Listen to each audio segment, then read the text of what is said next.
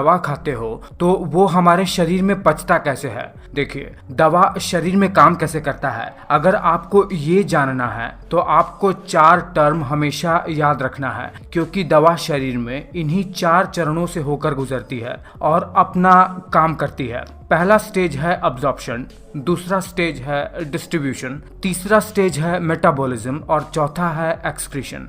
चलिए सबसे पहले हम ये जान लेते हैं कि जो दवा हम खा रहे हैं उसका हमारे जीआईटी ट्रैक्ट में अब्जॉर्प्शन कैसे होता है।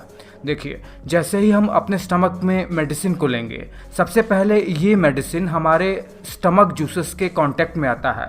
अगर स्टमक में इस मेडिसिन को जगह मिलेगी, मतलब स्टमक में फूड वगैरह नहीं होंगे, तो ये मेडिसिन तुरंत ही डिसइंटीग्रेट होकर स्टमक के जूस में ही डिसॉल्व हो जाएगा, यानी पूरी तरीके से घुल जाएगा। अब देखिए, अगर जो दवा हम ले रहे हैं उसका नेचर एसिडिक होगा तो दवा स्टमक में ही ब्लड में अब्सॉर्ब हो जाएगी, और अगर दवा का नेचर बेसिक हुआ तो दवा जो डिसइंटीग्रेट होकर डिसॉल्व हुई है वो हमारे स्मॉल इंटेस्टाइन में जाएगी और स्मॉल इंटेस्टाइन में ब्लड में अब्सॉर्ब होगी। बट अधिकतम दवाइयाँ स्मॉल इंटेस्टाइन में ही अब्सॉर्ब होती हैं। अब्सॉर्ब होने के बाद ये दवाइयाँ अब डिस्ट्रीब्यूशन के स्टेज में आती हैं, जहां आपको बता दें कि उनका डिस्ट्रीब्यूशन टोटली ब्लड फ्लो पर निर्भर करता है। अगर आपको ये लगता है कि हमारे शरीर में ब्लड का फ्लो शरीर के हर एक अंगों में समान होता है तो आप थोड़ा गलत है। शरीर में लिवर, ब्रेन और किडनी में ब्लड का फ्लो कंपैरेटिवली ज्यादा होता है, इसीलिए इन ऑर्गन की तरफ जो हम दवा खाए रहते हैं, जो अब्सॉर्ब हुआ है दवा, वहाँ पर इन ड्रग्स का डिस्ट्रीब्यूशन ज़्यादा होता है। पर इसमें थोड़ा सा कॉम्प्लिकेशंस है। जो दवा हम खाए रहते हैं अगर वो फ्री फॉर्म में रहे तो आसानी से ऑर्गन में चली जाएगी।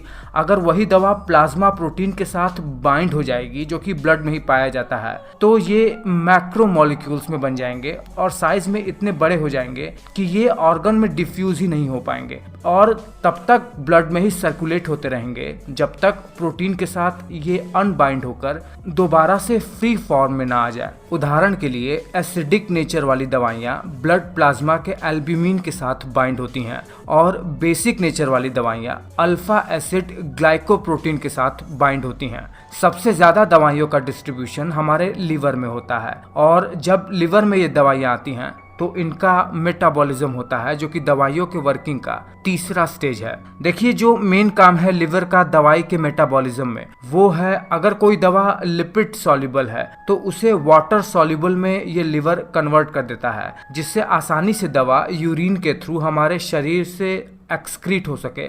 और इतना ही नहीं, लिवर दवाई के साथ बहुत सारा काम करता है। दरअसल अगर कोई दवा इनएक्टिव फॉर्म में है तो यही लिवर इन्हीं दवाइयों को एक्टिव फॉर्म में कन्वर्ट करके ब्लड में सर्कुलेट करवाता है। अगर कोई दवा एक्टिव फॉर्म में है तो ये लिवर क्या करेगा, उसे इनएक्टिव फॉर्म में कन्वर्ट भी कर सकता है ये लिवर, और ऐसा होने पर मैक्सिमम पोर्शन दवा का शरीर में काम नहीं कर सकता है। ऐसा भी काम लिवर कर सकता है। दरअसल लिवर में पहुंचने पर दवा के साथ बहुत सारी क्रियाएं होती हैं और जब ये मेटाबॉलिज्म की क्रियाएं हो जाती हैं तो जो फाइनल प्रोडक्ट बनता है लिवर में उसे मेटाबोलाइट्स कहते हैं। आपको जानकर आश्चर्य होगा कि जितनी भी दवा हम खाते हैं उसमें से अधिकतम पोर्शन लिवर मेटाबॉलिज्म करके उसे निष्क्रिय कर देता है। इसीलिए डॉक्टर हमें जितनी दवा की जरूरत होती है उससे ज्यादा अमाउंट में लिखता है, जिससे दवा के मेटाबॉलिज्म के बाद भी दवा हमारे ब्लड में सर्कुलेट होकर जहां जरूरी है वहां जाकर अपना काम कर सके। उसके बाद दवा के पाचन में आता है चौथा स्टेज